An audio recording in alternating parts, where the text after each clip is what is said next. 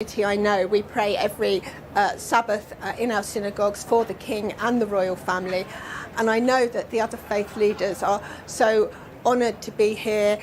It's brought us also closer together. I've got every confidence that this will continue because the King has set the right message from the very, very beginning, and I think faith leaders have got a very important part to play in the community. And the Board of Deputies is a unique story. It was formed in 1760 to pay homage to King George III, and here we are today wanting to still pay homage to King Charles III. All those years later, we have a great admiration and love for the monarchy in the Jewish community, and that really is shared by other faiths, and the involvement and inclusion is really welcomed. And don't forget the peers. Our previous chief executive, Gillian Meron, is also involved in that. So it's a wonderful way of bringing everyone together, and it's a unique thing that King Charles has also used the coronation to show Britain with all of its diversity and different faiths. That's down to him, and I'm sure that having made all of this effort right at the beginning, he's going to carry on and continue to involve all of us, and we love him for it. Okay, Marie van der Zyl, President of the Board of Deputies of British Jews. It's such a pleasure to have you on the programme. I'm really grateful to you for taking the time to speak to us, and I hope you enjoy Saturday's ceremony. I'm sure you will. Oh, I will. Thank you so much, Marion. Thank you. All right, let's go back to talking about some of the other events that have been happening here in the run-up to the big event on Saturday. I'm here, as you can see in the screen behind me. You see Westminster Abbey. You can see our lovely cameraman has a static shot of the Abbey as well on the other side of your screen. A lot of excitement here earlier on when King Charles turned up for what we believe was a short rehearsal. He then drove back away again. But another quite exciting thing that's happened here in central London happened a little way towards the northwest from where I'm standing in Soho, which of course is one of the biggest central spots in London for nightlife, pubs, bars, all over. And there you see Prince William and Catherine, the Prince and Princess of Wales, made an impromptu visit to a Soho pub. Yes, they came to the Dog and Duck, or is it the Duck and Dog? I don't know which way round it was. The Dog and Duck. They went to the Dog and Duck for a visit, and the reason why they went there was to get a flavour, to get a taste, if you like, of the way... Central Europe, across Germany to Poland and into Austria. Some more showers following in from the west. But for the southeast of Europe, those showers again become fewer. It should be dry in Greece by the start of the weekend. The weather, though, is turning much more unsettled for Coronation weekend in London, and we're going to find some more showers affecting Paris for the outlook as well. Still dry and still some warmth, though, across... We can see that Prince William was inside, and that measurement there, I think, that he was doing with his hands is telling us exactly how long his pint is going to be. And we heard earlier on that he pulled a pint of Kingmaker. Ben Boulos, our reporter live on the scene, entered the pub a little bit afterwards, and we were told that he pulled a pint of Kingmaker, and he pulled it extremely well. As we know that pulling a pint is always a skill, and I think here we go, we can actually see him doing it. He's getting all the tips from the bartender. Catherine watching him intently. As I said, pulling a pint is a skill, that's not a joke. It's all about the size of the head, I think, on a pint. I mean, I don't know, I'm not a beer drinker, to be honest. I'm a champagne girl myself. That's a hint if anyone watching at home, if you want to send me any jokes. But anyway, there we go, Prince William pulling a pint. And this visit really was to underline the entertainment and leisure sector in the UK. It's suffered greatly in the last few years, particularly post-COVID. And we know that British pubs, according to the Times, are expected to receive £120 million boost this weekend, with the British Beer and Pub Association apparently estimating that approximately 62 million pints will be poured over the bank holiday. 62 million pints. And in March, if you remember, the government issued a statement saying that pubs would be allowed to stay open for an extra 2 hours from 5 to the 5th to the 7th of May. So if you are planning a visit to a pub in Soho or anywhere else in the UK, you will be able to enjoy a few more hours of drinking. I think those pictures are changing now to overhead pictures. We'll stay with these pictures just for a minute or two.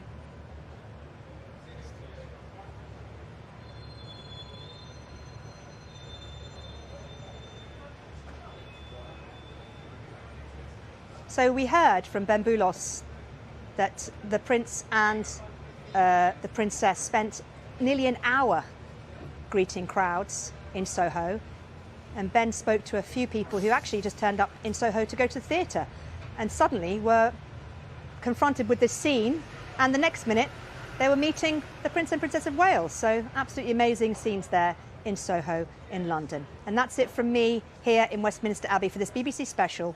You're watching BBC News.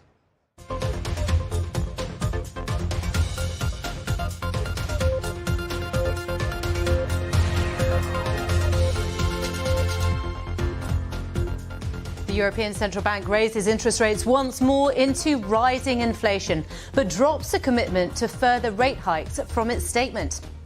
And AI is all the rage. The UK's competition watchdog investigates the technology with a view to protecting consumers.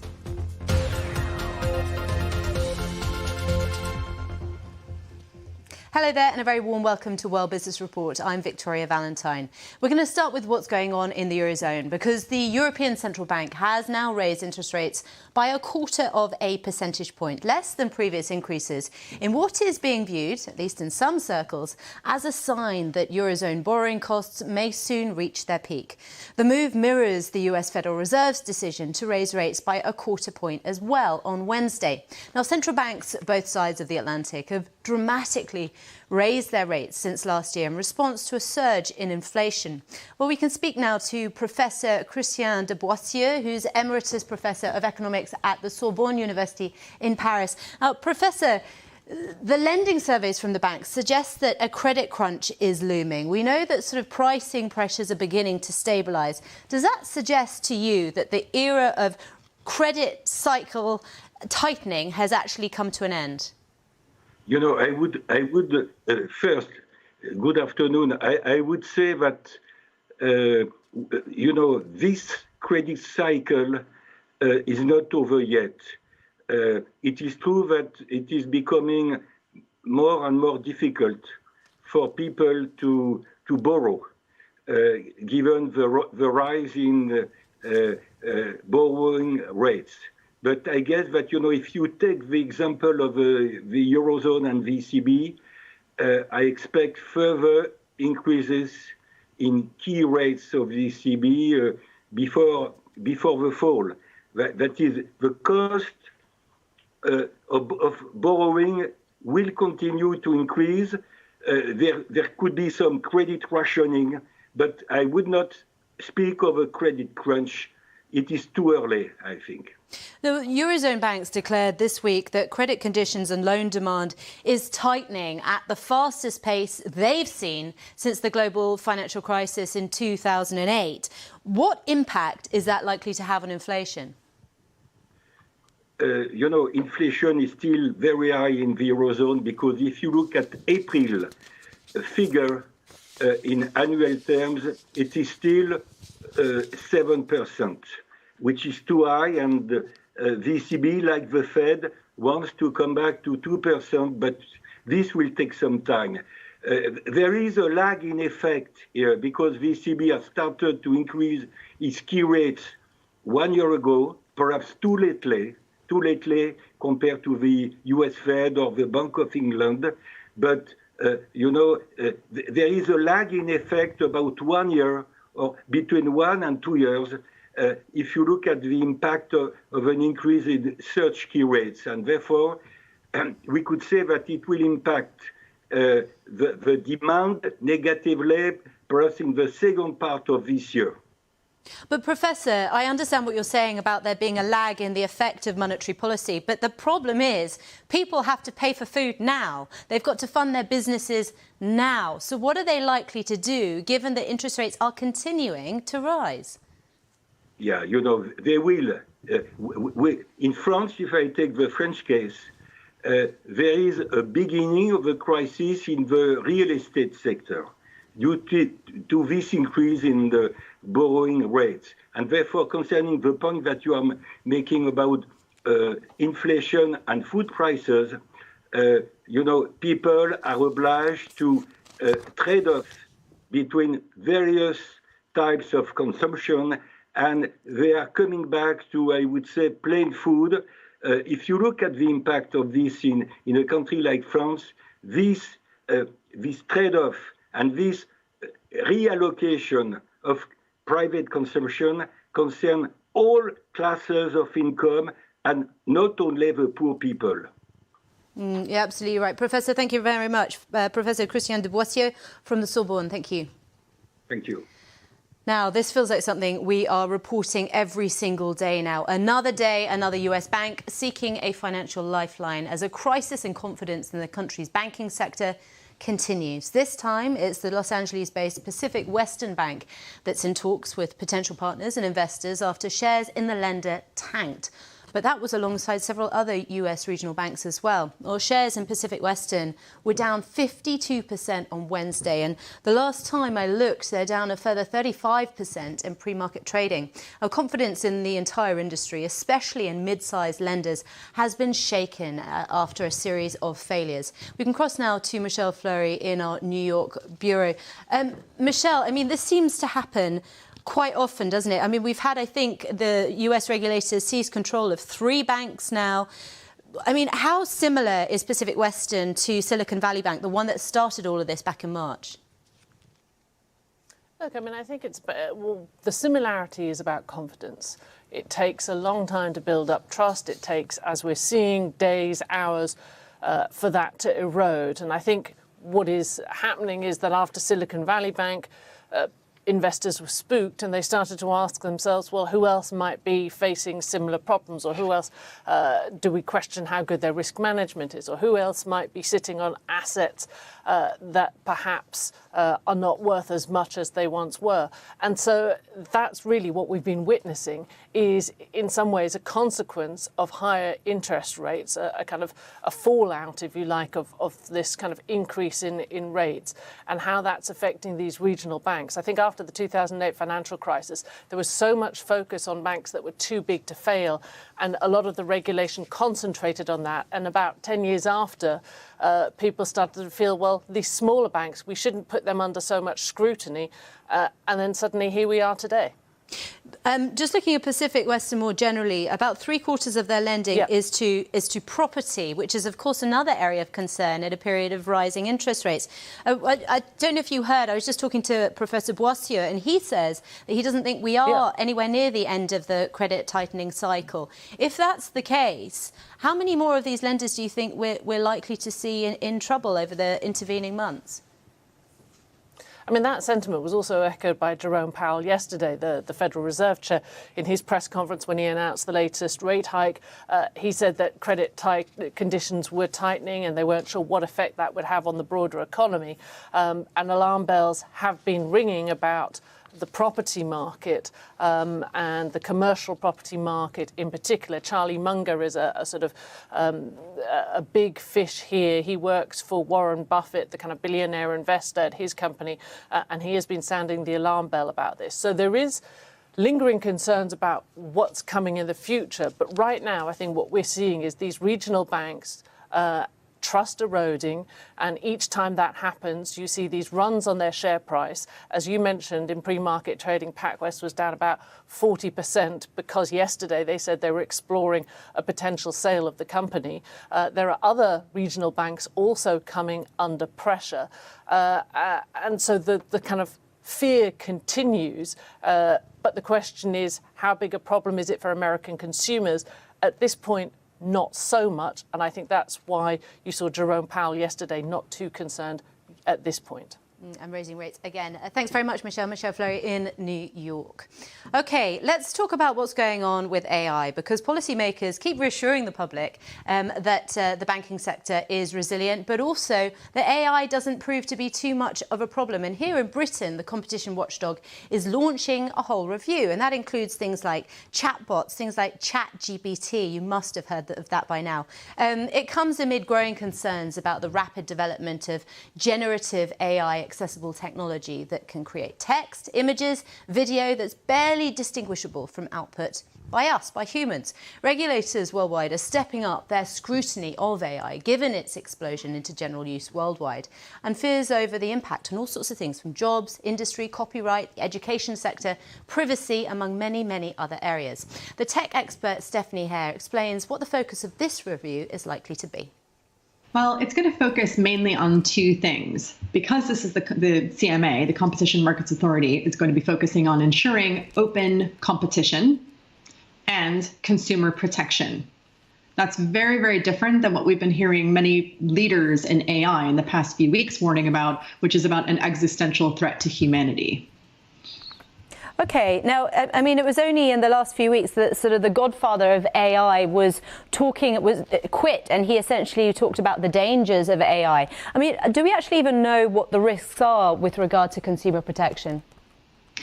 Yeah, and it depends on how we want to think about consumer protection. So we could go quite abstract and say it's about human rights, it's about privacy, it's about safety, it's about not putting products out into the marketplace until you can prove that you've thought the risks through and mitigated them.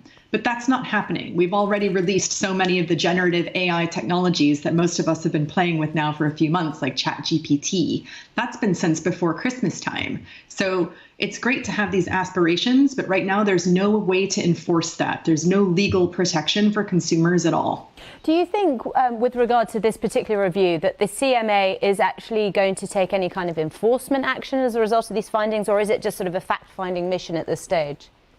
I think at this stage, it's more of a fact-finding mission. And to be fair to the CMA, the Federal Trade Commission in the United States is also on a bit of a fact-finding mission, coming up with ideas, publishing op-eds in the New York Times this week about how we could maybe consider regulating AI. The real leader where we can expect to see regulation on this technology is, as ever, the European Union. The AI Act is supposed to be passed later this year and would be enforced after a 2-year grace period. That's the closest we're going to get to any enforcement. For now, it's just talk everywhere else.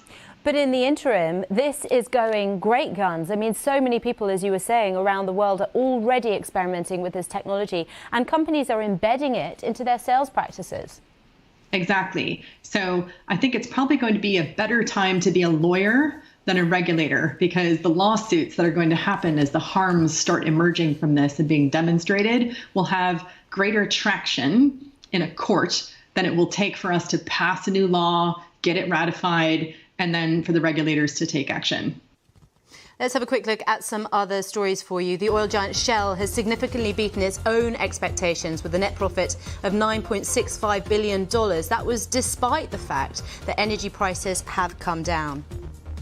The former MasterCard boss Ajay Banga has been elected to lead the World Bank as it strives to help low-income countries overcome debt and combat climate change. He begins his term on the 2nd of June. OK, let's check in on the market, see what's going on at the moment. US regional bank stocks, as we were talking with Michelle, have stumbled in pre-market trade. European losses continue after that rate hike, and contracts in the S&P 500 fell as the bank, PacWest, said it was going into talks with several others. That's it from me. Plenty more coming up a little later on. See you soon.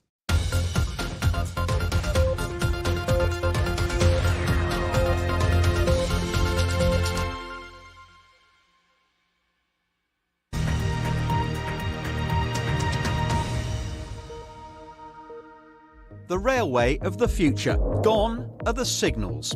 In their place, a sophisticated system of sensors and monitors, pinpointing train types, their speed and location, allowing them to travel faster with fewer hold-ups. You go over a junction and then we get onto the main line where you can increase the speed up to 75 miles an hour. They call it the European Rail Traffic Management System. Strategically, we're very involved in the Port of Felixstowe and London Gateway. It's a good interchange point for freight services coming in around London to go up north and from the south coast. So yeah, it's just a really good hub for us. If we're trying to prevent a train from going through a certain section, you might have to stop it. The new system can anticipate the train arriving, can slow it down in advance, so the other train can make its move, and then you continue with your move without the need to stop and start. The first section of the East Coast Main Line between Hitchin and Welwyn will go live next February, but it could be at least 30 years before the entire rail network becomes signalless. At the moment, the railway struggles to cope with both freight and passenger services. Going signalless, say its backers, will reduce delays and improve safety.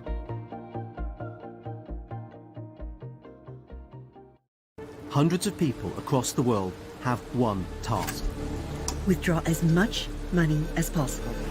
This synchronized strike is courtesy of the Lazarus Group, a network of hackers allegedly operating on behalf of a country which denies all involvement. North Korea. Join me, Jeff White, and me, Jean Lee, for a gripping new series of the podcast, The Lazarus Heist. Listen first on BBC Sounds.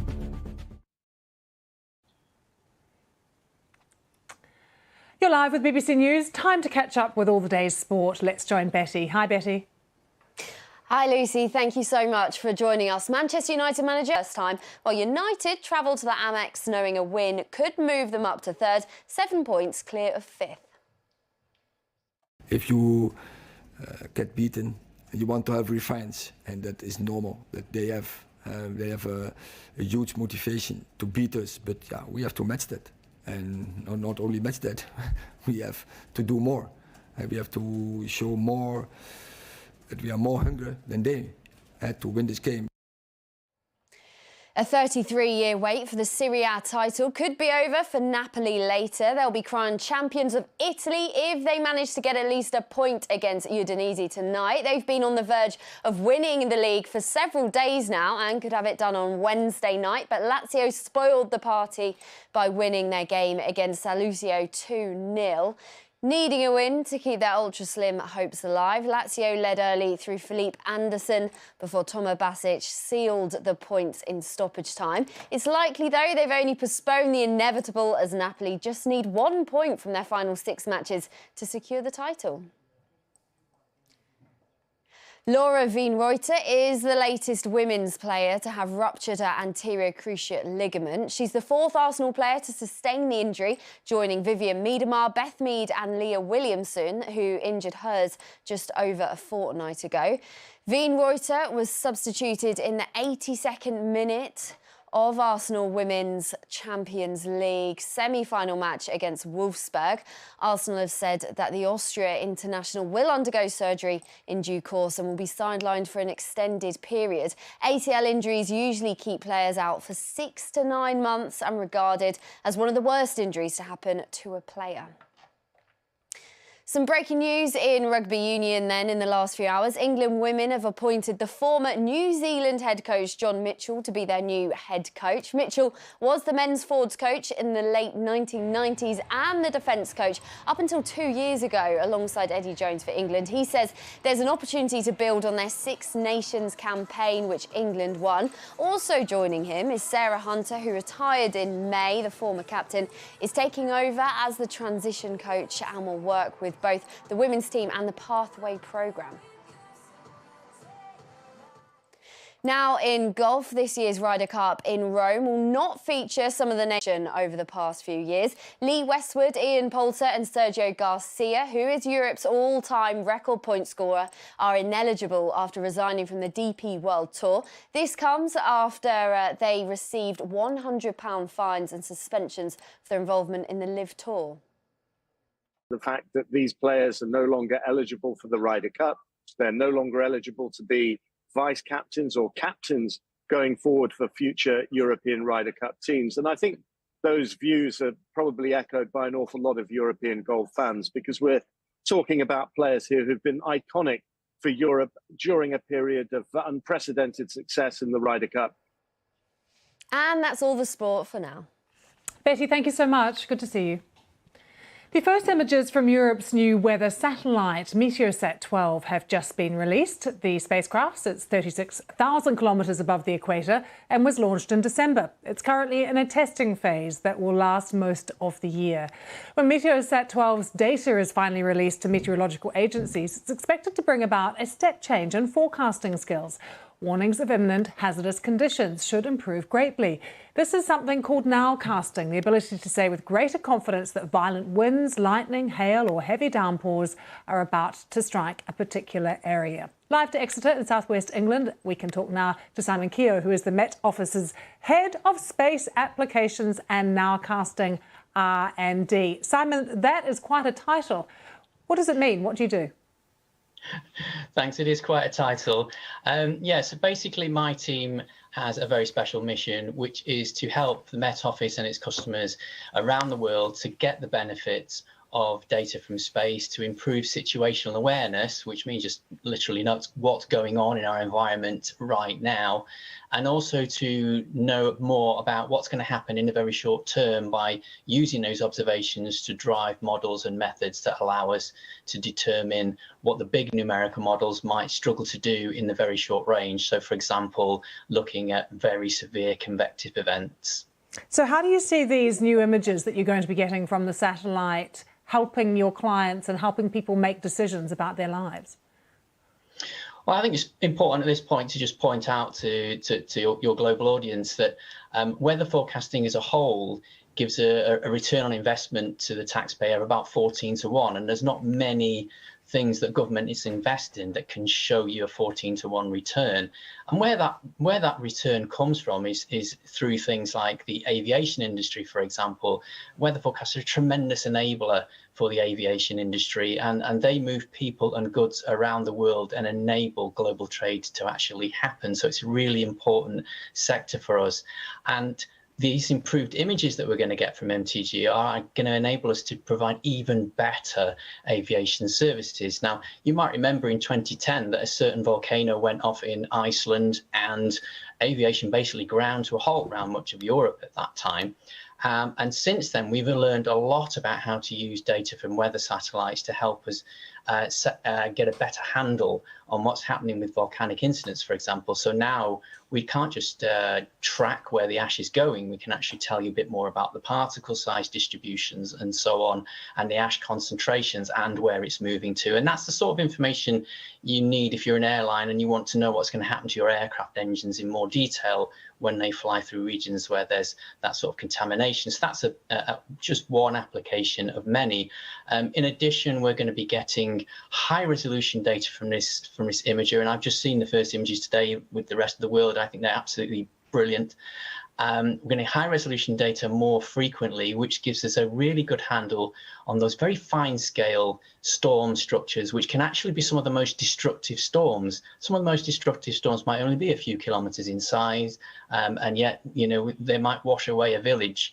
And they're the sorts of fine scale features that the big numerical models struggle to capture because they're much more coarse resolution. So having those improved observations, I think, is going to really help move on forecasting, particularly in the short range, but also it's going to help situational awareness, particularly in parts of the world that are underobserved. So, for example, in parts of Africa, you don't have a dense surface observing networks. That what they've got is what they get from space. And we're able to add in some extra observations with this latest satellite, Meteosat-12, where we have an actual lightning imager on board. Now, this is a bit of a game changer because for large parts of the world, particularly Africa and over the Atlantic Ocean and the Indian Ocean, we don't actually have much in the way of ground-based lightning observations. In addition, the lightning observations we get from space are the more cloud-to-cloud lightning strikes, which is about 90% of lightning is actually between clouds and in clouds. And that's a particular aviation hazard, for example. And also, it's an important tracer of multi-hazard storms. So storms where you're not just going to get lightning, you've got lightning going on, but you're also likely to get hail. You're likely to get very strong winds and very strong precipitation, which of course, if it falls in the wrong place, a place that's very vulnerable, could result in flooding. So the lightning imagery is actually going to give us a really great step change in capability over Europe, Africa, and the Middle East, and over the Atlantic and Indian Oceans. Exciting time in forecasting. Simon, thank you so much for joining us. Let's just take you back to the pictures we've been bringing you from Soho in central London. Really great for the crowds who have showed up in the spring sunshine because they got a glimpse of the Prince and Princess of Wales. William and Catherine, they have been at the Dog and Duck pub to hear how it's preparing for the coronation weekend from members of staff. Now, the Dog and Duck, I've just found out, was built in 1734. It's one of the oldest pubs in Soho, which is in central London, and we're hearing from those that were inside that William, the Prince of Wales, poured the perfect pint during the visit. It was the first pint of Kingmaker, which is a pale ale brewed just to celebrate the coronation. The first pint of Kingmaker ever poured by Prince William, and everyone is saying he did a great job. They're calling it the perfect pint, according to the waitress who was there.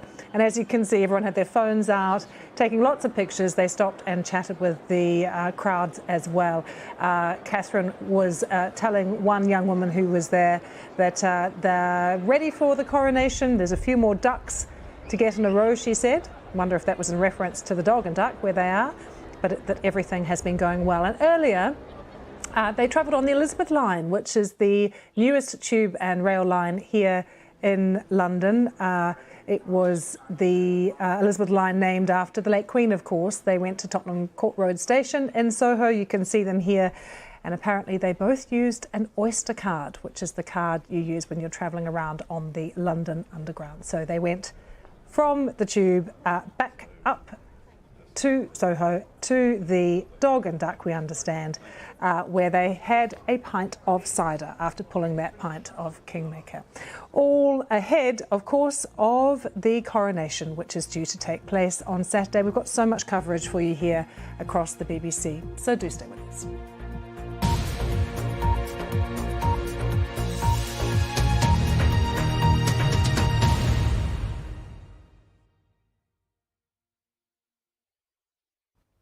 Hello there. Most parts of the country will stay dry through the rest of today with some hazy sunshine around. There is a stronger easterly wind, mind you, that's set up as that area of high pressure is moving away and this low pressure is heading into the southwest. That's bringing some thicker cloud and some rain as well. So temperatures in the southwest will be lower than they were yesterday. Highest temperatures through the Midlands towards the southeast of England could make 20 degrees in the sunshine. There's a lot of cloud and a cold wind blowing in eastern Scotland and the northeast of England.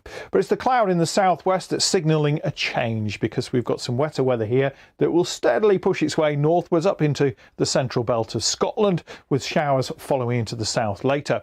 In Scotland, temperatures could be as low as 6 or 7 degrees. Many other parts of the UK likely to stay in double figures. It'll be a cloudy start to Friday. That rain continues to move northwards up across much of Scotland. A chilly wind blowing in northern Scotland with some sunshine for a while. Other parts of the UK will see some sunshine coming through. That will lead to more showers breaking out, and those could turn heavy and thundery. Southern coastal counties of England seeing more sunshine in the afternoon as we get a gentle southerly breeze. Still got that chilly wind blowing in northern Scotland. Temperatures in the northeast only 10 degrees in Aberdeen, but it should be a warmer day in the northeast of England, and our top temperatures looking at 17 or 18 degrees. The colder winds that we've got across northern Scotland will get pushed away and will introduce more of a south to southwesterly wind across the whole of the country, but that signals some more unsettled weather, and some rain is in the forecast as we head into the coronation day itself. That weather front will thicken the cloud in the south and bring this patchy rain northwards across England and Wales. Most of it will be light. Further north we'll see some sunshine developing. That will trigger a few more heavy showers in Scotland and Northern Ireland. Temperatures probably peaking at around 16 degrees in the central belt. We've got dry weather across many parts of Thailand, some more rain to come in the Philippines. And finally, down under, for many parts of Australia, it's actually going to be dry with some sunshine to end the week. There is a band of rain coming into these coastal areas in the southeast, and it's still on the cool side here. Over the Tasman Sea, finally to New Zealand, there is more rain. It is turning drier in the North Island. It's northern parts of the South Island that will see some heavy rain and flooding.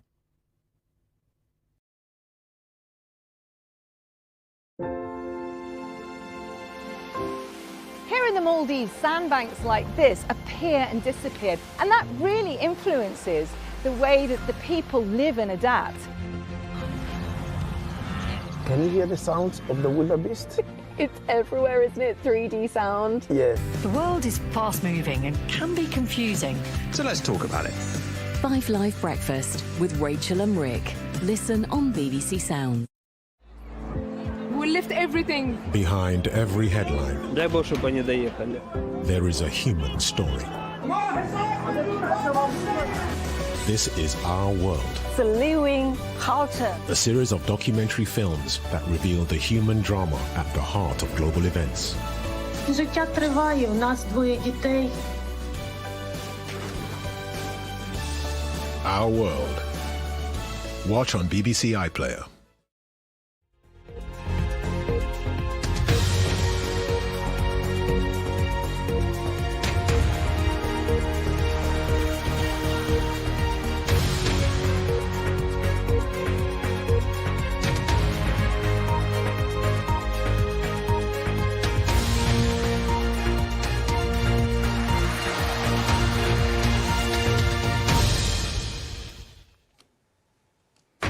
Live from London, this is BBC News.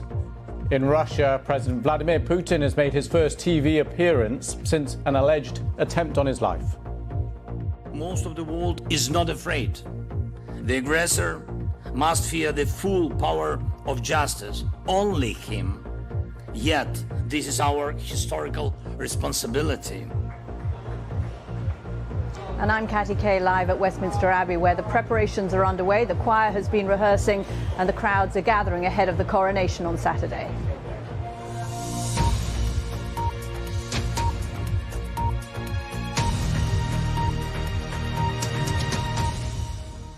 Hello, welcome to BBC News. I'm Lewis Vaughan-Jones. We're going to start in Russia because just in the last hour or so, we've seen the first pictures of President Vladimir Putin making a TV appearance. This is the first time we've seen him since that alleged attempt on his life. Let's take a look at these pictures. I should point out these are released by the Kremlin. This is a fairly routine-looking meeting there with his economic development minister. The message pretty obvious there, I'm sure, business as usual. Now, just to remind you, Russia claims that Ukraine was targeting President Putin in a drone attack on the Kremlin on Wednesday. We can take a look at these pictures of that alleged attack. The allegation, too, that this was following the orders of the United States.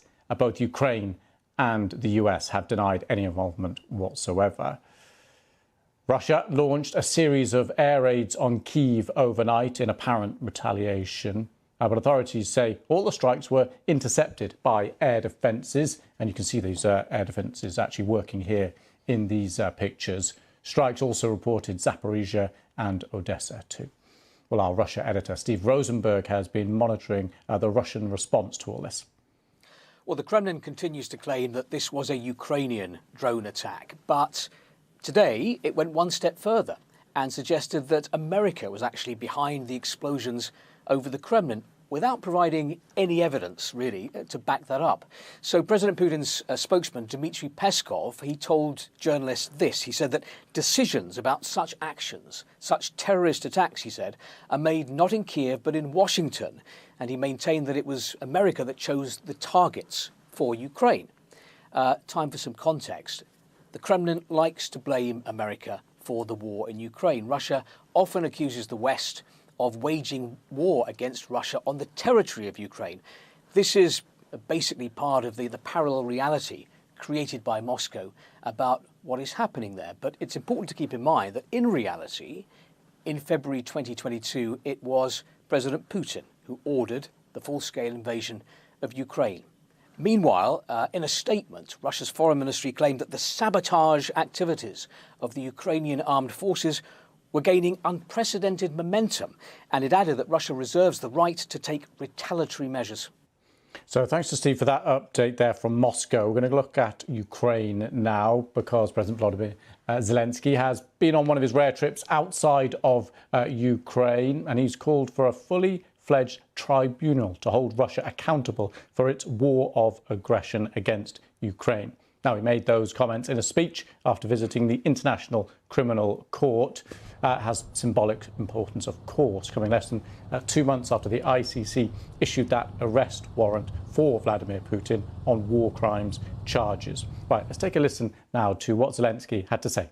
Lasting peace after victory is achieved by nothing else but the strength of values. First of all, it's the strength of freedom and of law, which must work to the full of ensure justice. Not hybrid promises instead of human rights. Real freedom. Not hybrid impunity and symbolic formalities, but full-scale justice. Not hybrid peace and constant flashes of violence on the front line, but reliable peace when one respects values. True freedom, true justice, true peace is respected instead of hybrid forms. But it's exactly what we need now. So that was President Zelensky speaking in the last few hours. OK, we're going to move to Sudan now. The United Nations says it is planning for an outflow of 860,000 people from the country. Now, its refugee agency has estimated that $445 million will be needed to support displaced people just through to October. Meanwhile, gunfire, explosions still echoing across the capital, Khartoum, for a 20th straight day now. Well, our chief international correspondent, Lise Doucet, is in the Saudi city of Jeddah, where people fleeing Sudan have been arriving, and she filed this update. Britain, like a number of other countries with the resources, had been maintaining an air bridge to get its passport holders and others out of Sudan, out of this terrible spiral into violence. But Britain has now said the last flight has now departed and there will be no more. It has said that before, but it seems that this is the end of the air bridge. They say they've taken out some more than 2,300 British passport holders, their dependents, some British Sudanese doctors working for the NHS, and some others. Some British officials are saying that the best way out now is by the chartered ships that are leaving Port Sudan and arriving here in the Saudi port of Jeddah. We certainly see ships arriving here, pulling into the harbour every day now, whether they're American, Chinese, Indian, as well as Saudi warships transformed into rescue boats. But the image we get of Port Sudan itself is also troubling. When we spoke to the UN's humanitarian chief yesterday, Martin Griffiths, who just finished a visit to Port Sudan, he said he was shocked that even Port Sudan, which has been relatively untouched by the fighting, is now overwhelmed by the displaced, including thousands of people, Syrians, Yemenis, Sudanese, who don't have the right kind of passport to get on a ship. They can't go back to their home countries and they feel very trapped there. And we're still getting stories too of British Sudanese pinned down by the fighting, by the lawlessness in Khartoum and in other parts of Sudan. So while the air bridge may have ended, this is a crisis which continues to deepen. And the message from Martin Griffiths, a very, very sad and shocking message, that he still believes that he doesn't see the will among the two rival generals to bring an end to this violence. But he and many other officials and politicians, would-be mediators in the region and beyond, are trying to get General Burhan and General Dagalo to meet face-to-face, or at least to try to give those kind of public assurances that aid can be delivered and that Sudanese can see a way out of this war, a way out for their country.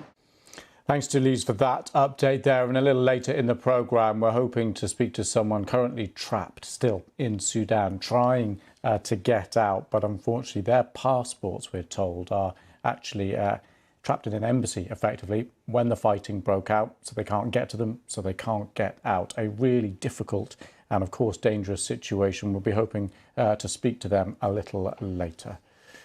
Now, though, let's get some of the day's other news from across the UK. And voting is taking place across much of England as people decide who will run local services in 230 councils.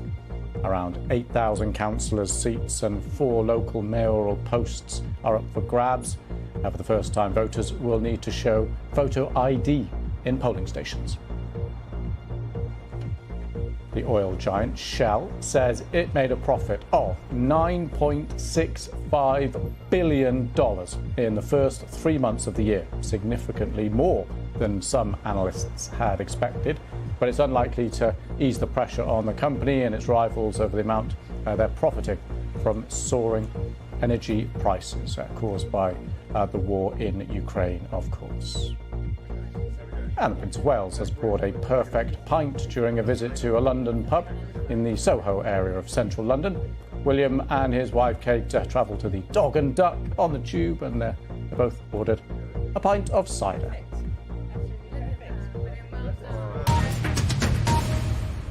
And of course, the reason why we're talking about that is because the coronation is coming up. Not long to go at all now. This is a sight you will all recognise, Buckingham Palace with, it looks like Portaloo's going past at the moment. See all the planning and all the preparation happening. We don't hide anything here.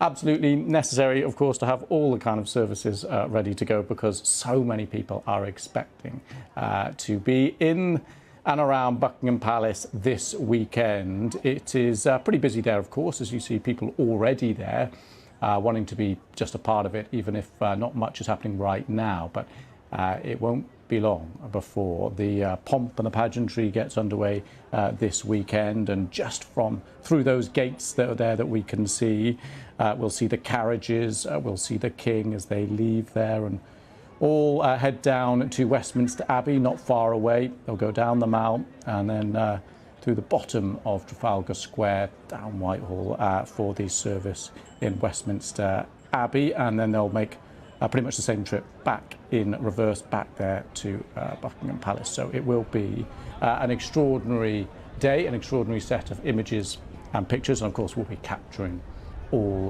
that. So do stay with us for plenty more from Buckingham Palace a little bit later. Now around the world and across the UK, this is BBC News.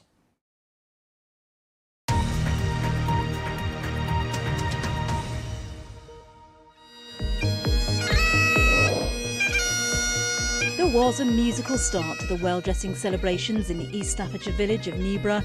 This is an age-old tradition. It's a pagan tradition, and it was to thank the gods of the time for the gift of water, so that the crops would grow, and hence you get all this beautiful greenery around on the wells. And this is the main village well. All the designs are drawn onto clay boards, and then natural materials are used to complete the pictures. All the designs this year have a coronation theme. Each involves hours of painstaking work by volunteers. They're fabulous, aren't they? You know, they're appropriate because of the coronation next week. The well dressings will be on display here until Saturday. It's a chance to bring the community together and to admire these unique pieces of local art. You're live with BBC News. Next, here in the UK, preparations, of course, well underway for the coronation of King Charles. And my colleague, Catty Kay, is at Westminster Abbey for us. Hi, Catty. I know, what a great spot, right? I think I got very lucky. The gods of camera positions gave me the right spot. Right outside Westminster Abbey, where, of course, the preparations are starting to take place. They've had rehearsals inside the Abbey. We know that members of the royal family have been in there rehearsing. The music's been rehearsing as well. The weather is holding up, at least for the moment. The crowds are gathering. Lots of tourists here from all over the world. I flew over yesterday, actually, from the United States, and the plane was packed with people coming over here to watch the coronation. Sometimes I wonder as if there's as much enthusiasm here as there is here in Britain as well. For the Americans, love all the pomp and circumstance of this. We did see Kate and William walking around Soho earlier, and you just wonder what the security must have been like for that. Well, luckily, I have with me here Ken Wharf, who was the former protection officer for Diana, the Princess of Wales. Ken, thank you very much for joining us here outside Westminster Abbey. Good position, right? The best position. I mean, this must be prime viewing here. Prime real estate, nothing but the best. Well, Ken. yeah, exactly. I don't know if you saw the pictures of the royal walkabout that's just taken place. Kate and William took the tube, the Elizabeth line, into Soho, and I was just wondering, what is the security when a royal suddenly says, "Oh, by the way, I want to take the tube and then visit a pub"? What's the security situation like there? Well, interesting enough, somebody rang me up and said, William and Kate are in Soho going to a pub. I thought, well, that reminds me of my old days working in Soho in the 60s and 70s. You mentioned going on the underground train. I mean, what's so fascinating, when I was working with William and Harry when they were young kids, you know, their mother then, Diana, said, look, I want to take William and Harry on an underground train. And we went from Hyde Park Corner to Piccadilly Circus, then got a number 38 bus and went back the other way. So, I mean, I'm not surprised that he did that. Security-wise, well, I mean, it depends who knew about it at the other end, really, to be honest. But, I mean, he's got a very good protection team. So I'm sure the local police will be involved. But, I mean, this is what he wants to do, is what his father always wants to do, is try and be as normal as possible. And they will then trust the security team to put in place what they deem necessary to protect them. So, you know, if that didn't happen, then we'd never see them anywhere. And I think so many people tend to panic about security. And I think on some occasions with good reason, but if we look at what's happening here now over the next few days, the King, as he now is, will trust royalty protection, the Metropolitan Police and the military, you know, to guarantee, you know, their safety. And for all the major events that I've worked on over many, many years, thankfully, touch wood, we've never had a problem.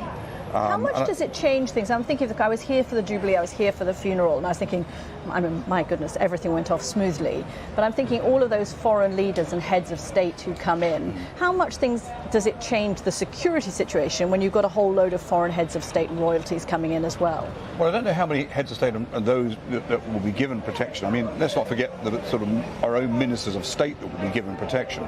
Interesting in terms of protection and that whatever. I mean, when I was responsible for Diana's funeral here, internal at the Abbey, and you know, because of those limited spaces of who can go where, you can't suddenly have 80 protected, you know, security officers sort of suddenly occupying the pews in the Abbey.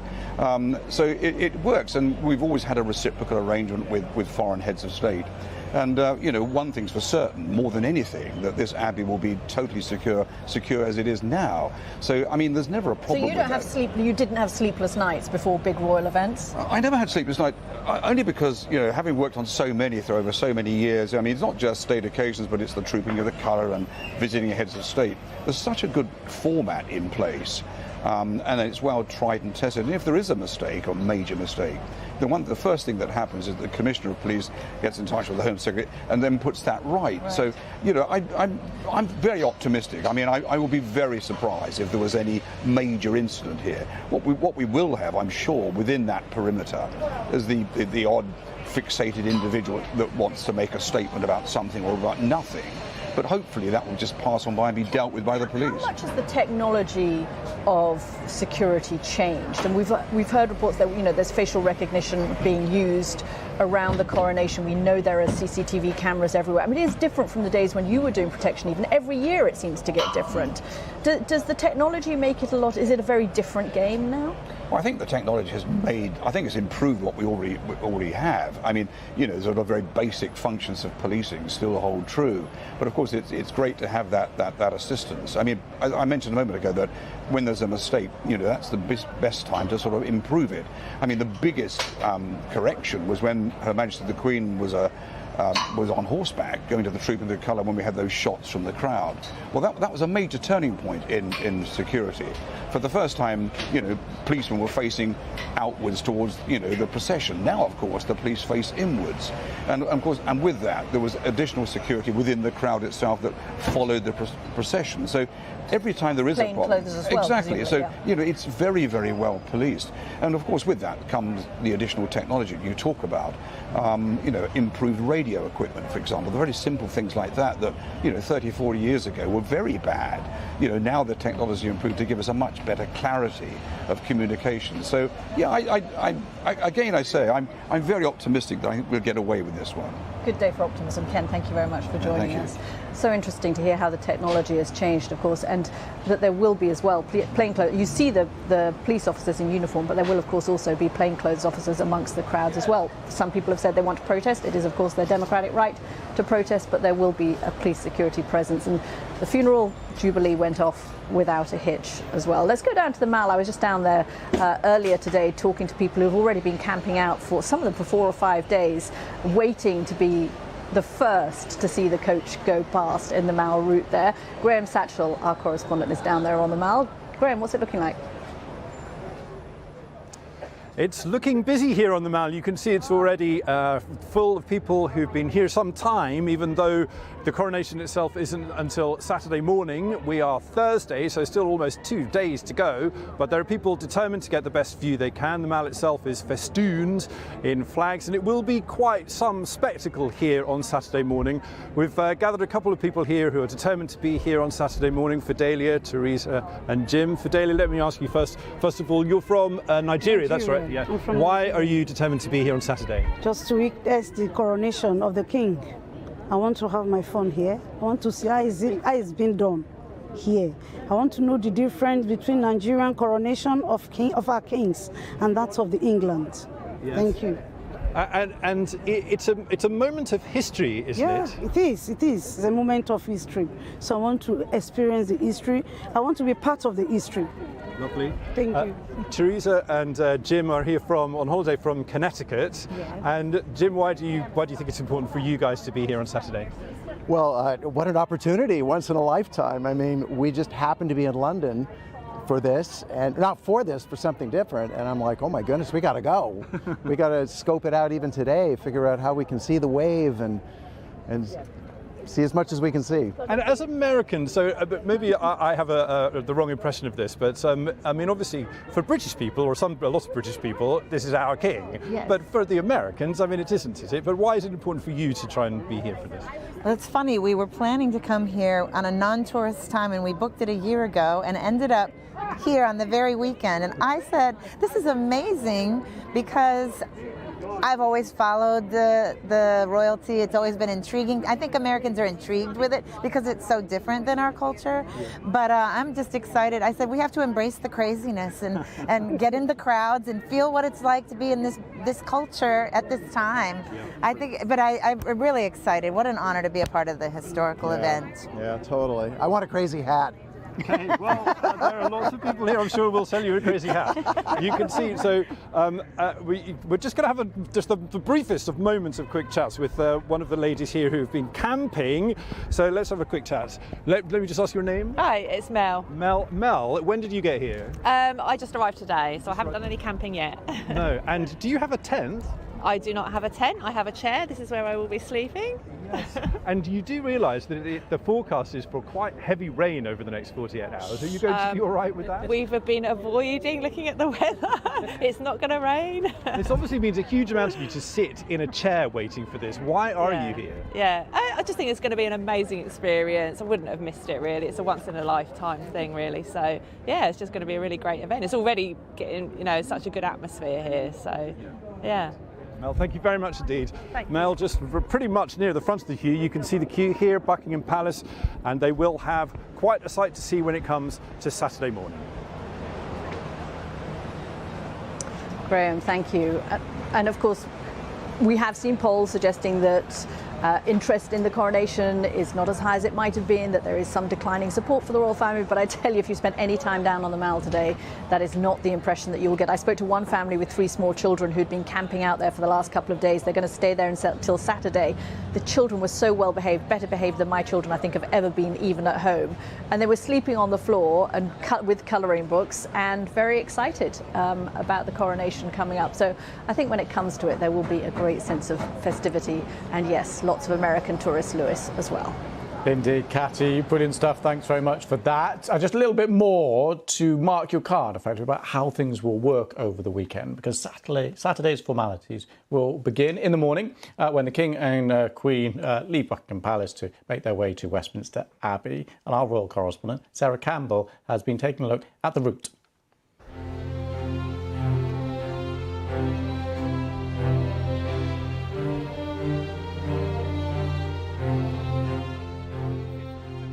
The route will be a familiar one, past some of London's most famous landmarks, and for the King and Queen consort, the most significant 1.3 miles they will ever travel.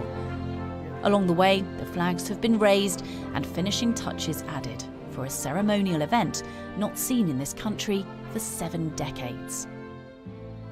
On Saturday morning, 4,000 specially invited veterans, NHS and social care workers seated here will get the first glimpse of the King and the Queen consort as they depart Buckingham Palace through the centre gates at 10:20. The couple will travel in the Diamond Jubilee State Coach. Its electric windows, air conditioning and hydraulic stabilisers should make for a bump-free, comfy journey. There will be space for tens of thousands of people to pack the pavements and watch as the processions pass by, but the advice is to get here early. Not least because people are already camping out to make sure they're at the front. In terms of public transport, well, there will be alterations and closures, so check before you travel. The King's procession, complete with military escort, will head up the Mall, through Admiralty Arch, then will pass along the south side of Trafalgar Square, down Whitehall, around Parliament Square, and finishing at the Abbey, arriving just before 11 o'clock. This has been the location for coronations since 1066. King Charles's will take around 2 hours, and so, not long after 1 o'clock, the coronation procession back to Buckingham Palace will begin. Just as Queen Elizabeth did in 1953, the newly crowned King and Queen will travel in the Gold State Coach. 70 years ago, the late Queen's return trip was more than 4 miles long, taking in Oxford Street and Regent Street. On Saturday, the couple will return the way they came, along Whitehall and the Mall. It will, however, be a much grander procession back, involving 4,000 service personnel. Once the procession is over, the Mall will be reopened, allowing the crowds to surge forward. At 2:30, the RAF will perform the coronation flypast, with the King and the Queen watching on from the Buckingham Palace balcony. Sarah Campbell, BBC News. So Sarah giving us a great little insight about what will happen, and let's take you to where she was just standing live right now. These are the pictures of Buckingham Palace, of course. Plenty of people there and the preparations well underway. There were middle of the night rehearsals over the last couple of days, the final preparations for that big day. And as Sarah mentioned at the end there, the fly past and the balcony, and that's what you can just about see in those pictures there. There will be all eyes on that balcony to see indeed who exactly will be standing there. Plenty more coverage to come. I'm Lewis Vaughan-Jones. This is BBC News. Bye-bye.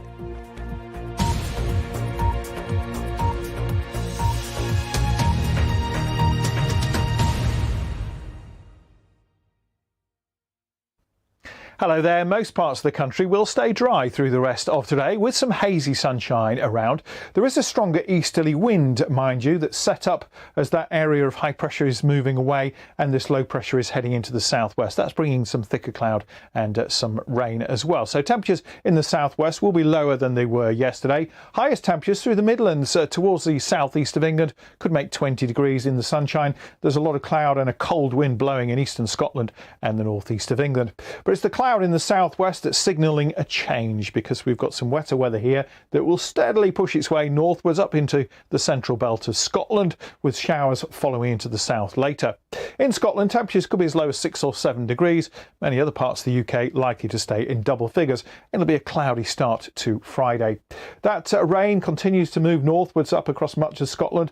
A chilly wind blowing in northern Scotland with some sunshine for a while. Other parts of the UK will see some sunshine coming through. That will lead to more showers breaking out, and those could turn heavy and thundery. Southern coastal counties of England seeing more sunshine in the afternoon as we get a gentle southerly breeze. Still got that chilly wind blowing in northern Scotland. Temperatures in the northeast only 10 degrees in Aberdeen, but it should be a warmer day in the northeast of England, and our top temperatures looking at 17 or 18 degrees. The colder winds that we've got across northern Scotland will get pushed away, and will introduce more of a south to southwesterly wind across the whole of the country, but that signals some more unsettled weather, and some rain is in the forecast as we head into the coronation day itself. That weather front will thicken the cloud in the south and bring this patchy rain northwards across England and Wales. Most of it will be light. Further north we'll see some sunshine developing. That will trigger a few more heavy showers in Scotland and Northern Ireland. Temperatures probably peaking at around 16 degrees in the central belt of Scotland, and 16 in London for the coronation as well, with the chance of some rain at times. That wetter weather will then move away after dark out into the North Sea, and by the time we get to Sunday we're in between two weather systems, so it's looking a bit more like picnic weather. Not completely dry though. There will be some warm sunshine and temperatures may be higher on Sunday. We've still got a few showers, mainly in the north, and then we're back into something wetter for the start of Monday.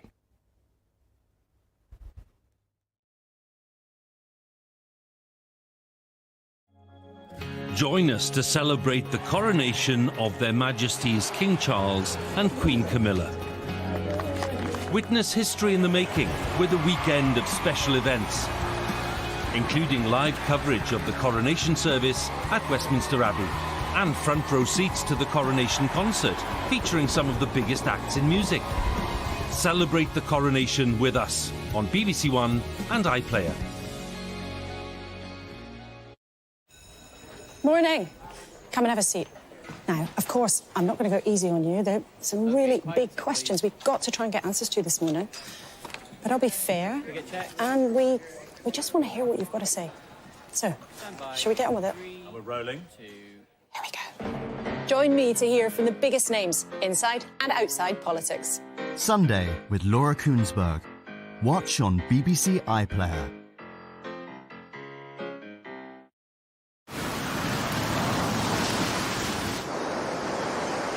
Be ready. Change can happen in an instant.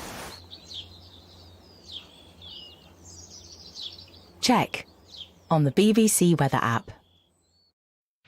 The day's most important stories sent every weekday morning direct to your inbox. Subscribe at bbc.co.uk/newsdaily.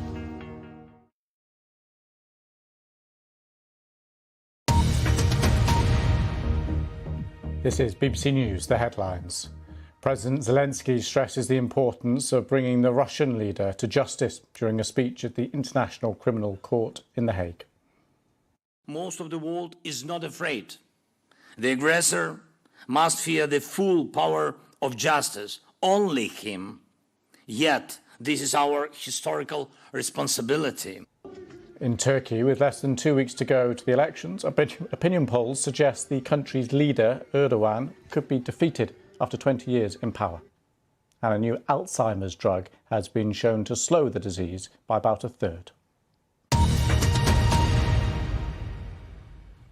Right, time for the sport now. We can head to the BBC Sports Centre. Hi, Betty.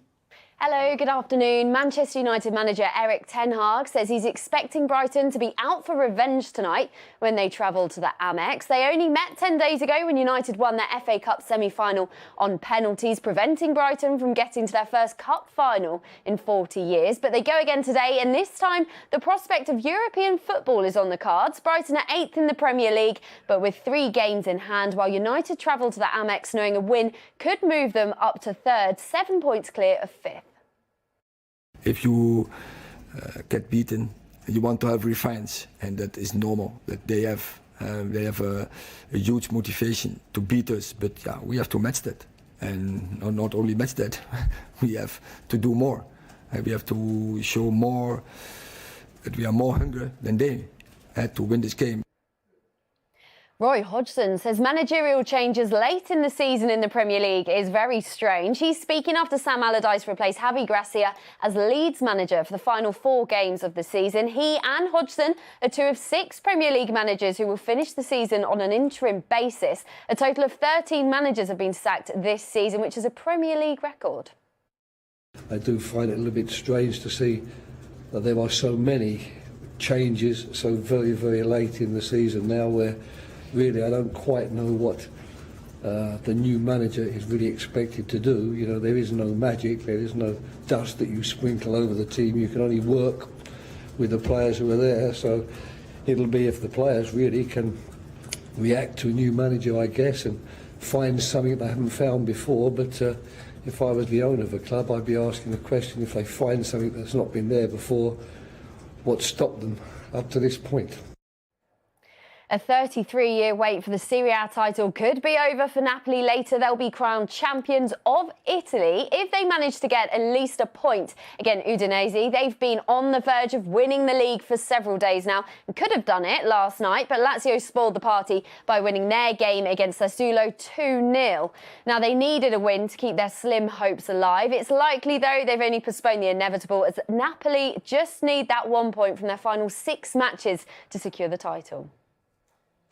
Laura Wienreuter is the latest women's player to have ruptured her anterior cruciate ligament. She's the fourth Arsenal player to sustain the injury, joining Vivianne Miedema, Beth Mead and Leah Williamson, who injured hers just over a fortnight ago. Wienreuter was substituted in the 82nd minute of Arsenal's Champions League semi-final match against Wolfsburg. Arsenal have said that the Austria international will undergo surgery in due course and will be sidelined for the extended period. ACL injuries usually keep players out for 6 to 9 months and are regarded as one of the worst injuries to happen to a player. Miedema, who did hers in December, tweeted saying, "At least we'll all be in the gym together. PS, the ACL group is now full. Please no more." Now in golf, this year's Ryder Cup in Rome will not feature some of the names who've graced the competition over the past few years.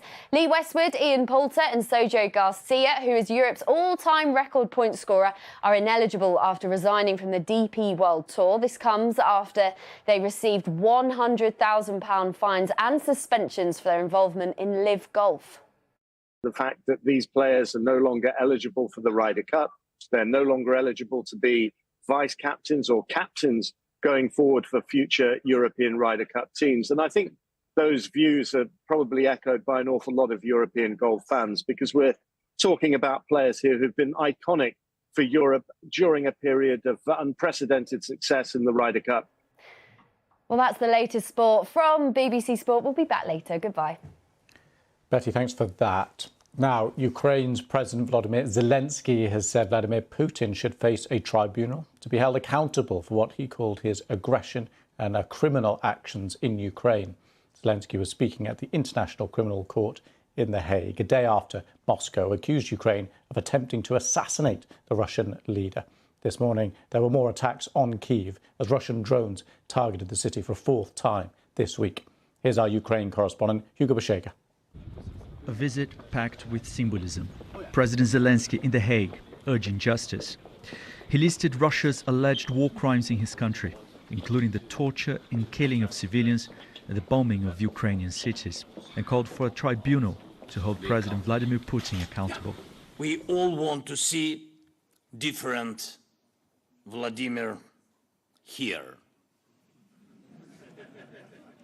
in The Hague.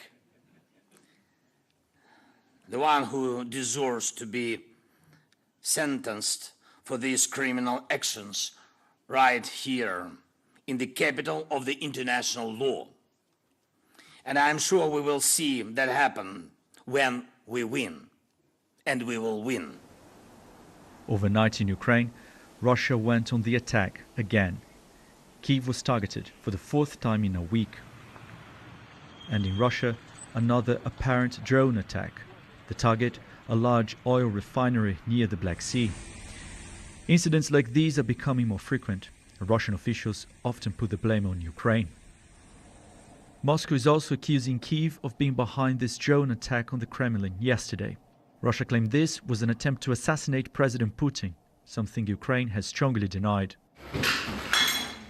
At The Hague, President Zelensky mentioned Kherson in the south of the country, where 23 civilians were killed in Russian shelling, including people who were shopping at this supermarket. Residents are living ahead of a curfew on the weekend. A Ukrainian offensive against Russian forces is imminent.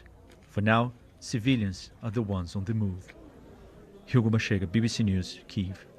Now, separately, Russia has accused Ukraine of launching a barrage of sabotage attacks. Here's Olga Robinson from BBC Monitoring with details on what we know about the suspected drone strikes in Russia.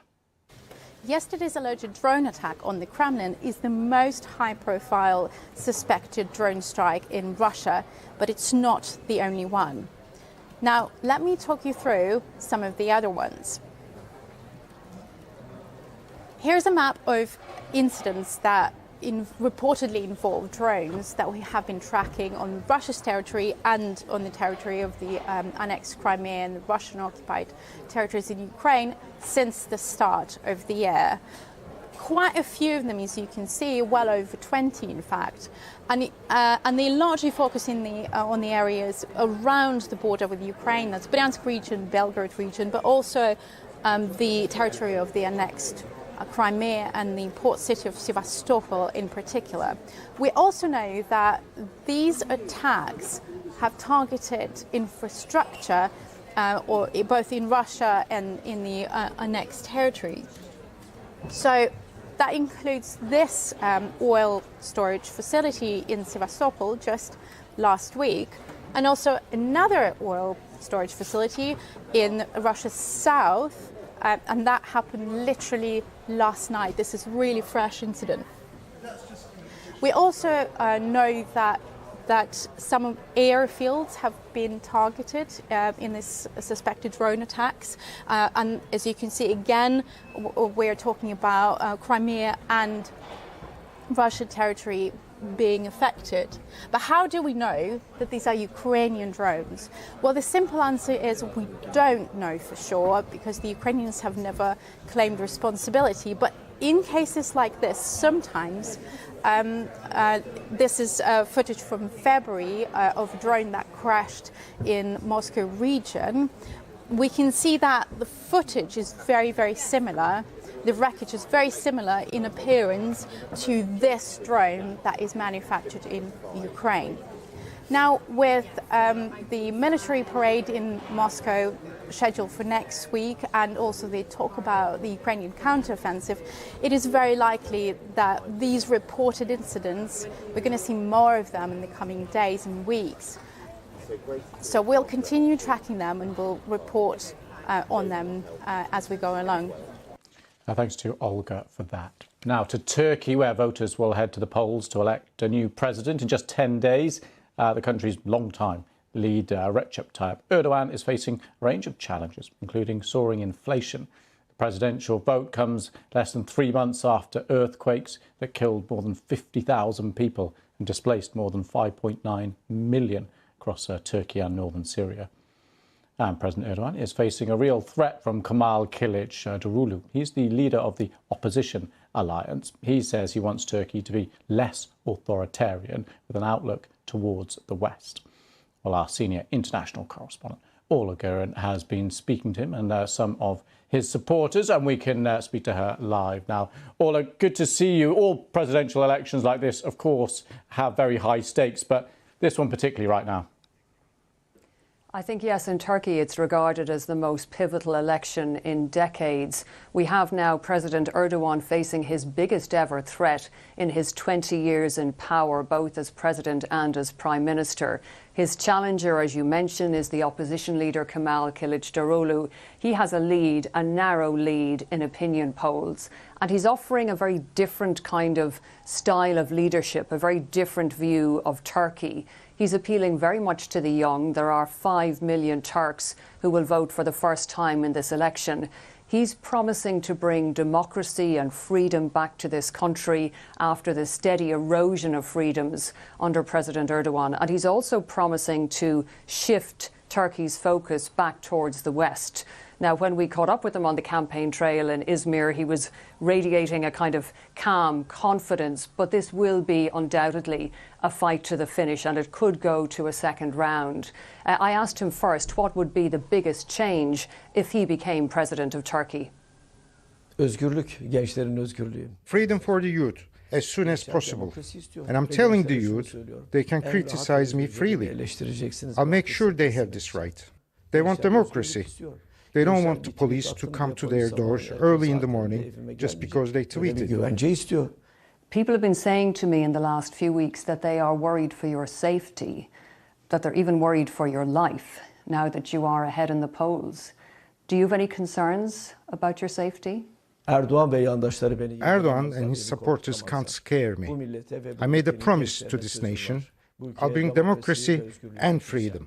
In effect, you're saying that your life may be at risk, but you're prepared to take that risk.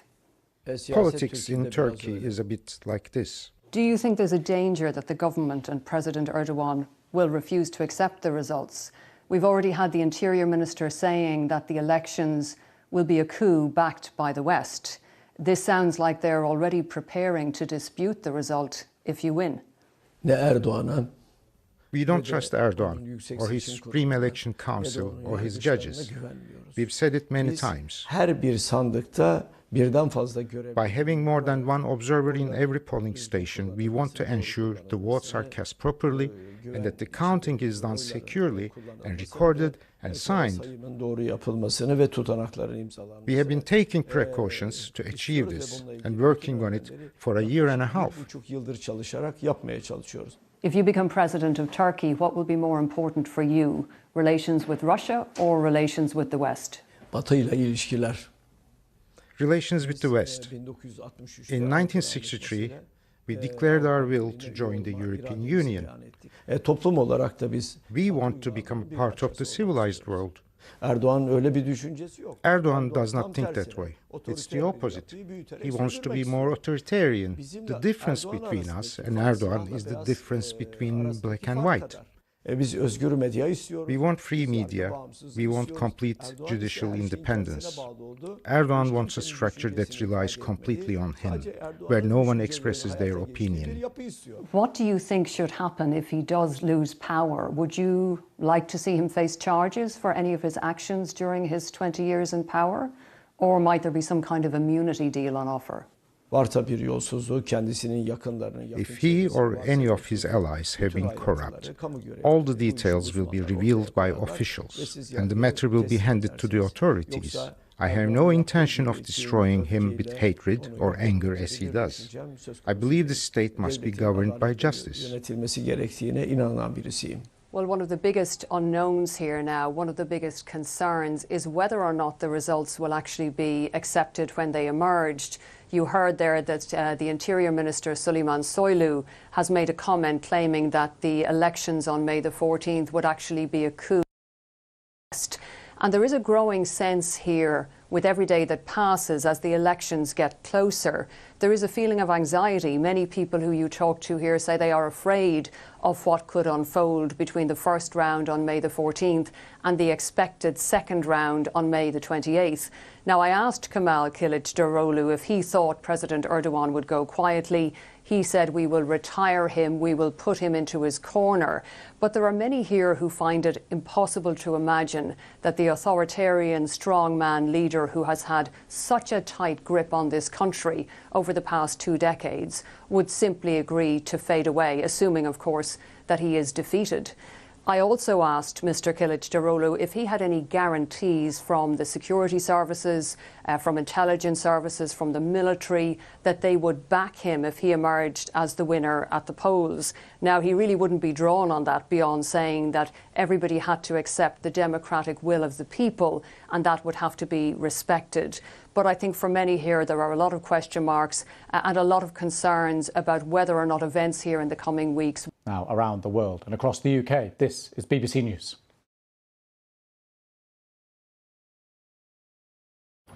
They were all yellow. I came along. I wrote a song for you. And it was called Yellow. Solos can be done in a road car. It's something that you can do on tarmac or on grass, and it's car control. So driving around a course with cones, different challenges, against the clock, against competitors. 12 drivers took part in the event at Bicester Heritage. The prize, 2 places up for grabs to race all season for free. Motorsport UK moved to Oxfordshire in 2020 and is hoping events like this can show how accessible driving can be. Great to see that there's this stuff going on for disabled people, getting people involved and showing them that they can get back into competitive sports.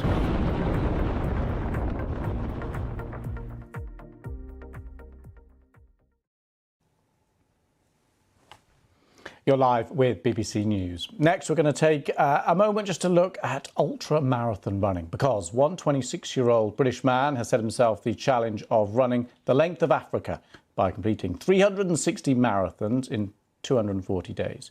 Russell Cook from Worthing, West Sussex, is running 63 kilometres a day without any rest days. That's the plan. The extreme challenge involves a distance of around 15,000 kilometres on the continent and is expected to end at Christmas. And Russ has been sharing his journey on social media. Day 13 of running the entire length of Africa. I won't lie to you, I ain't really vibing it today. I can't be bothered.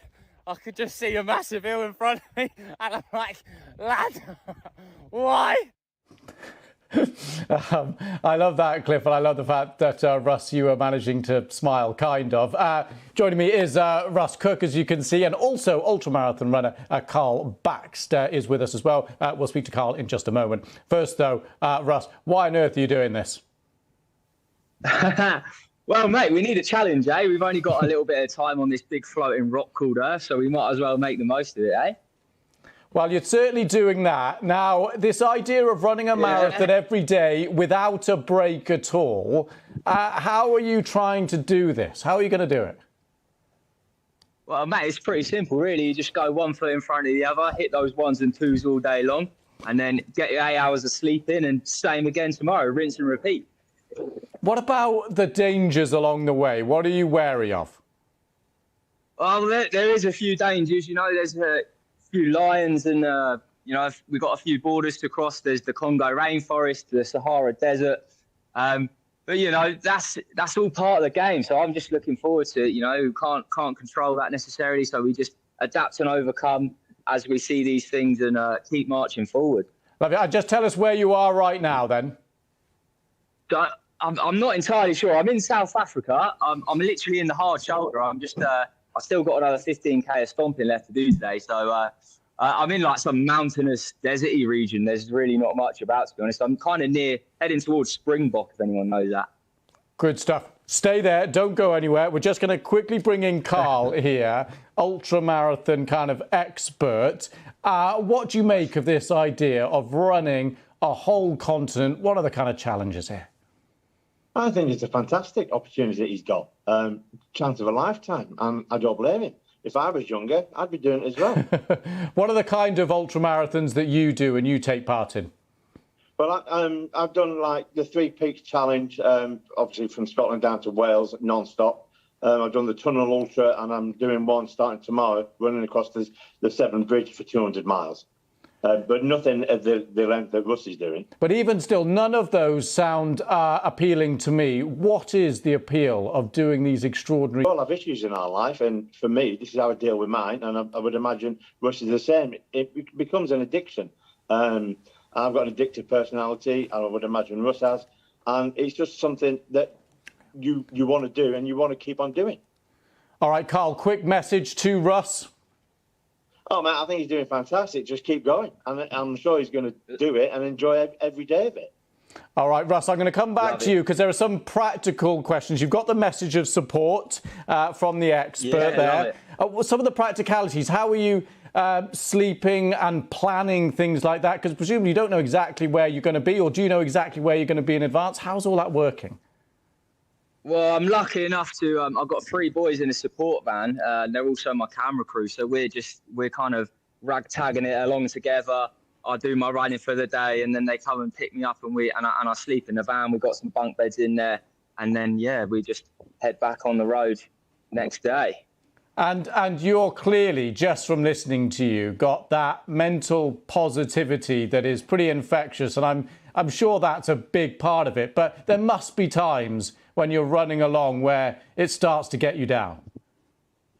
Oh, mate, yeah. I mean, look, sometimes I don't even like running, to be honest. But, you know, it's a blessed opportunity. Like was said, you know, it's an amazing opportunity I've got. And, you know, it would take a lot more than a little bit of a niggle in the ankle or a bit of pain in the knee to stop me from doing this. So I think, you know, all things considered, I'm in a blessed situation, and I'm so grateful to be able to experience the entire African continent on foot. You know, it's incredible, really. Russ, good luck with your running. Keep us posted. I'm sure we'll chat again. Thank you so much. And Carl, thank you for your expertise too. Thanks both. Thank you. Cheers, guys. Extraordinary effort. Good luck to him. Now, a new Alzheimer's drug has been shown to slow the disease by about a third. People who took donanemab in trials were able to do more in their daily lives. It's the second medicine in under a year to raise hopes of an effective treatment for the disease. But there are concerns about the side effects as well as the cost. Well, with more on this, our health and science correspondent, James Gallagher.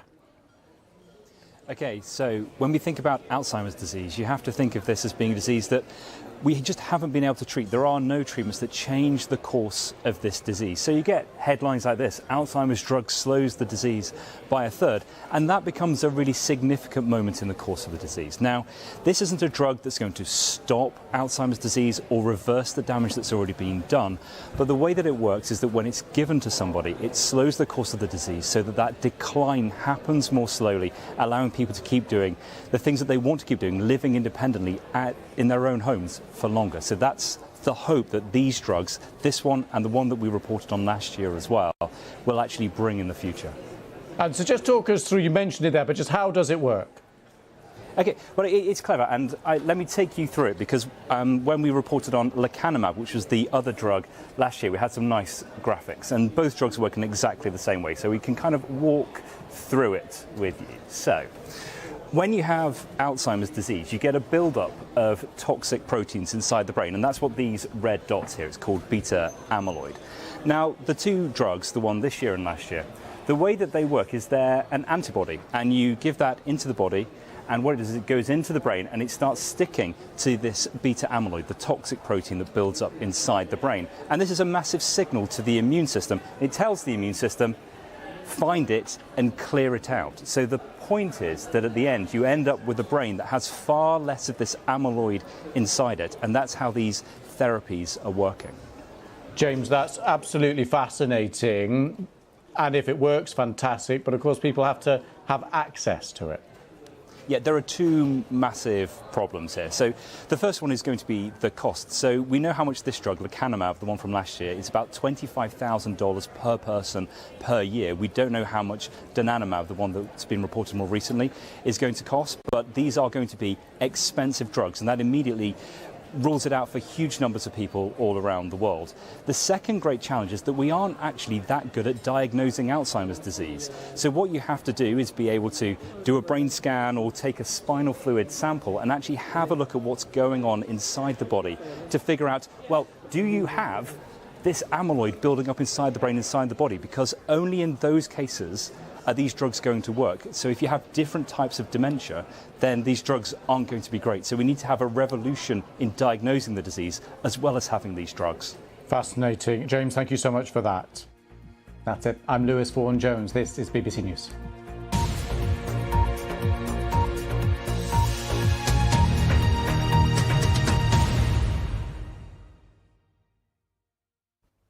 Hello there. Most parts of the country will stay dry through the rest of today with some hazy sunshine around.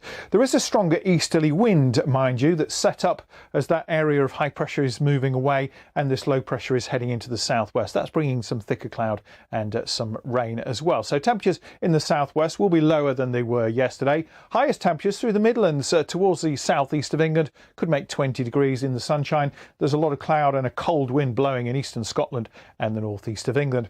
But it's the cloud in the southwest that's signalling a change, because we've got some wetter weather here that will steadily push its way northwards up into the central belt of Scotland, with showers following into the south later. In Scotland, temperatures could be as low as 6 or 7 degrees. Many other parts of the UK likely to stay in double figures. It'll be a cloudy start to Friday. That rain continues to move northwards up across much of Scotland.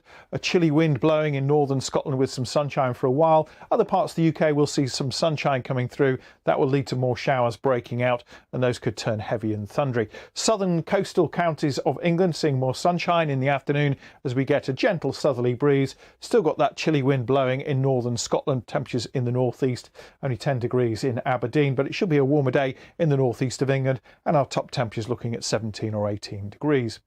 The colder winds that we've got across northern Scotland will get pushed away, and will introduce more of a south to southwesterly wind across the whole of the country, but that signals some more unsettled weather, and some rain is in the forecast as we head into the Coronation Day itself. That weather front will thicken the cloud in the south and bring this patchy rain northwards across England and Wales. Most of it will be light. Further north we'll see some sunshine developing. That will trigger a few more heavy showers in Scotland and Northern Ireland. Temperatures probably peaking at around 16 degrees in the central belt of Scotland, and 16 in London for the coronation as well, with the chance of some rain at times. That wetter weather will then move away after dark out into the North Sea, and by the time we get to Sunday we're in between two weather systems, so it's looking a bit more like picnic weather. Not complete.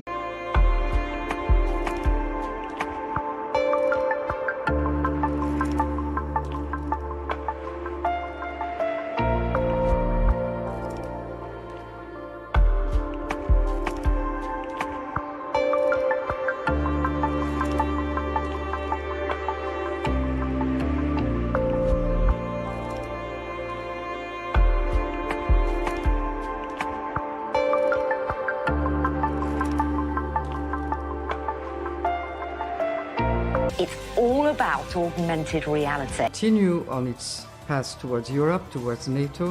When big names talk, they talk to the BBC.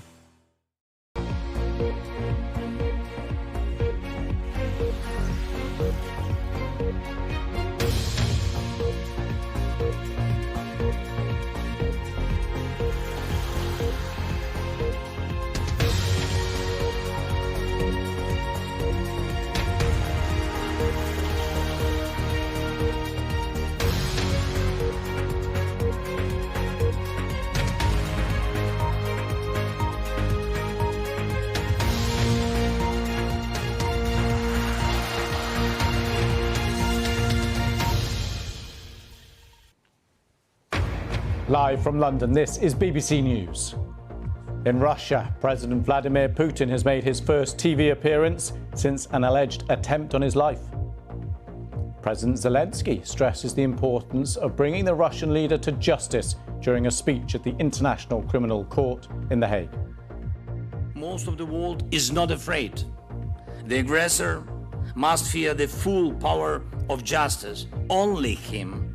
Yet, this is our historical responsibility.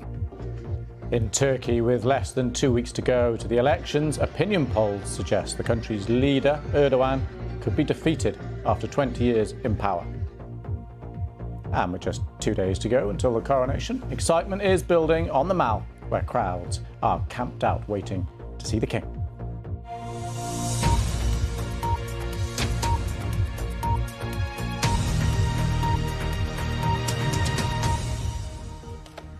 Hello, welcome to BBC News. I'm Lewis Vaughan-Jones. We're going to start in Russia. Where President Vladimir Putin has been seen on TV. We've got these pictures in just in the last couple of hours or so. It's his first appearance since an alleged attempt on his life. Now, here he is. These pictures are released by the Kremlin, I should point out. This showing a routine meeting with the Economic Development Minister there, presumably projecting an image of business as usual. Now, Russia, remember, claims that Ukraine was targeting President Putin in this drone attack on the Kremlin on Wednesday on the orders of the United States. But both Ukraine and the US have denied any involvement.